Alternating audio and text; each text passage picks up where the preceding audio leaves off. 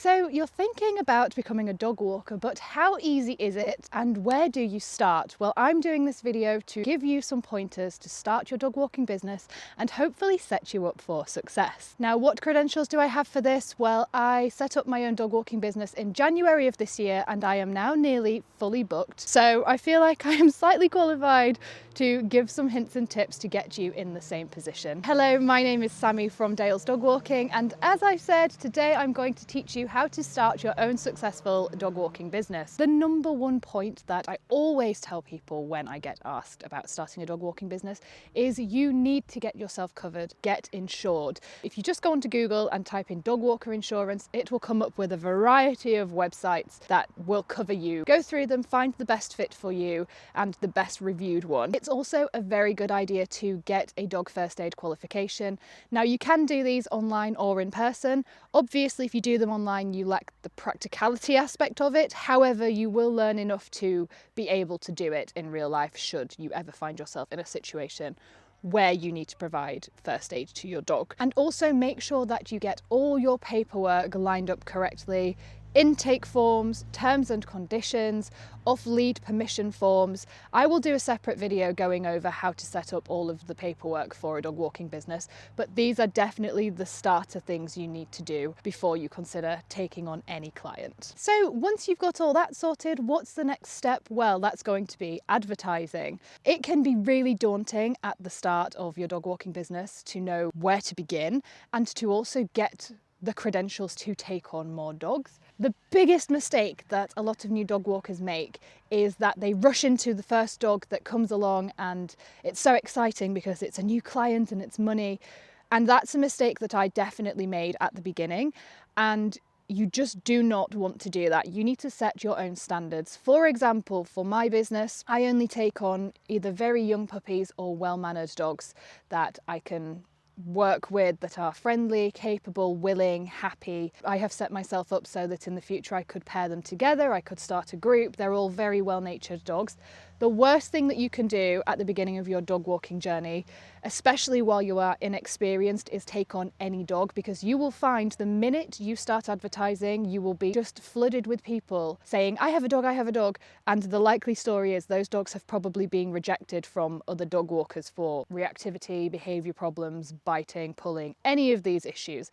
So be really, really careful from the beginning which clients you take on. And again, I know it's so exciting when people do come and show interest in becoming a client, but you really must be firm with yourself, because long term it will set you up for a much more successful business and you will enjoy it more rather than having a dog that you don't feel excited to take out. Advertising wise, I really like Facebook. A lot of people don't like Facebook. Go onto your local community page. I'm sure you have one wherever you are. If you don't know how to create a poster, even go on ChatGPT and just prompt it, say, create me a poster for my dog walking business.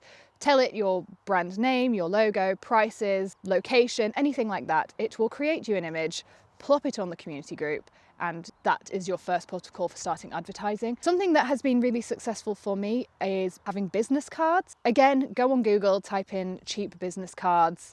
There are hundreds of websites and you can get them on a budget. I have had so much success with my business cards, and I think the reason for that is because when I'm out and about with my clients or my own dog, and I get in a conversation about dog walking, it's so much easier to just hand a card rather than say, oh, go find me on Facebook. Another way to get clients is by word of mouth. This is going to be your golden ticket. When you start getting people coming from recommendations from existing clients, they are the real gems, and that is a sign that you are doing something right. So once you've got your advertising out of the way and you've got a couple of clients that you have carefully selected, I feel like in my experience it starts to get a bit easier because you do snowball, especially with recommendations and handing business cards out. People see you more in person. Something I have done, which I've had a bit of a mixed review with other dog walkers, is actually get a uniform. I have branded shirts, I have a branded cap with Dale's Dog Walking on. It's been really positive in the way that I have had people stop me and ask about dog walking. Again, give them a business card. But the downside to it is if you ever do something wrong, even by mistake, and someone picks up on it and they see your brand, it can very quickly become not so good, obviously. A lot of what you do as a dog walker is about word of mouth and reputation. It's the same with having advertising on your car or a van. If you drive poorly and you have your brand on the side of the car or the side of the van, you're very easy to find. But again, you have to, for yourself, decide if the pros outweigh the cons. Personally, for me, I love having a branded uniform. I really enjoy putting my uniform on when I have my dog walking days, and it really gets me in the zone. I feel like I have a purpose, and I'm also super proud of my dog walking business, so it's like a medal to me. So as for prices, have a look at what the other dog walkers in your area are charging. The worst thing you can do is undercut them to try and get clients that way. They will not thank you for it. You really do want to befriend the local dog walkers, as again, going with advertising and word of mouth, you may find that the other dog walkers will get someone going to them and they might not be able to fill them.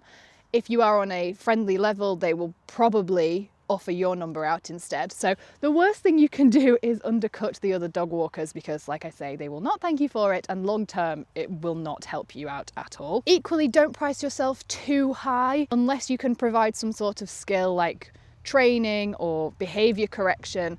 You don't need to price yourself too hard, but also you need to price yourself fairly. You need to take into account fuel costs, time, treats, any other business expenses that you might have need to be covered, and you also need to be paid a decent wage from your price. So for me, I charge £18 an hour, £14 for half an hour.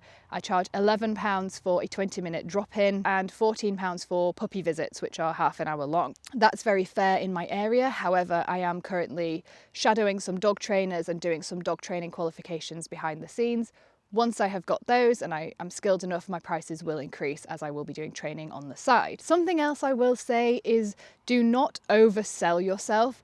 The worst thing you can do is come into it and say, I'm super experienced, I'm great with all dogs and I've had dogs my whole life, because your dogs and the dogs you have grown up with are not the dogs you're going to be walking. You don't know how someone else has raised their dog. You don't know their quirks. You don't know any behaviors that they have. So you have to just go into it completely capable, but fresh-faced, open-minded. Don't oversell yourself, because if something goes wrong or you find yourself in a situation where you don't know how to handle it, you then look incapable, and that just spirals into a ruined reputation. Now let's talk about vehicles. Again, I'm going to do a separate video on this. Do I need a dog walking van? No. Unless you have the facilities, the funds to get a dog walking van, don't rush into it, because the costs of running a van like that will definitely drain your income. For me, I currently just do solo walks. Occasionally I'll have maybe Mila come out with one of my dogs. I have 2 dog safety harnesses in my boot. The thing you need to do year by year in your dog walking business is invest in your business, invest in getting crates for your car or getting a bigger car or getting a van, but do not rush into it the minute you decide to be a dog walker. Don't just go, I'm getting a dog walking van now, because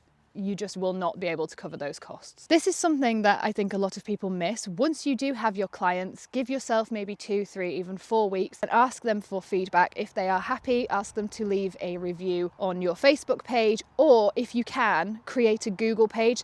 I haven't been able to do this yet. I'm not entirely sure how it works. If you do manage to do that and get reviews onto your Google page, it means if people go on Google and search dog walker in your area, and you have the highest number of reviews, you will pop up first. But again, I haven't figured out how to do that, so if anyone knows how to do that, please let me know in the comments. But yes, definitely having reviews on your page will help you. People will come on and say, oh, they have 10 happy customers, so I know my dog will be safe, and you are more likely to get new clients. Also, something that is really good is, oh, I actually forgot to mention, on your forms as well, make sure you have an outline giving permission to post the dogs on social media. Some owners won't want them on there, some owners don't mind, but if you have it in writing, you've got yourself covered. Along with that, the best thing you can do for your business is creating content alongside dog walking. So take pictures and videos of your dogs when you're out and send them while you're mid-walk to the owners. I found that the people that I work for really enjoy having pictures and videos as I'm on the walk, but definitely keep all sorts of pictures and videos for your social media. It again provides a portfolio, so when people come onto your page, they see the reviews and they scroll down and they just see endless happy dogs in a variety of locations. It really just adds to the package. A final thing I would say is to make sure that you always have a spare lead and a first aid kit on you, because even if you've got the qualification, if you don't carry a first aid pack, the knowledge that you got from your first aid qualification probably won't come in too handy. You can get these from Amazon, you can get them from your local pet shop, but yeah, always have a spare lead in case one breaks, always carry a first aid kit. Oh, and don't forget the treats. Don't ever forget the treats. The dogs will never forgive you. So I hope this has been a clear enough video to give you some pointers as to how to start your dog walking business. Let me know how you get on, and if you have any questions, please pop them in the comments and I will do my best to answer them. Thank you so much for your time. Thank you for watching. I will hopefully see you again soon. I love you. Mwah.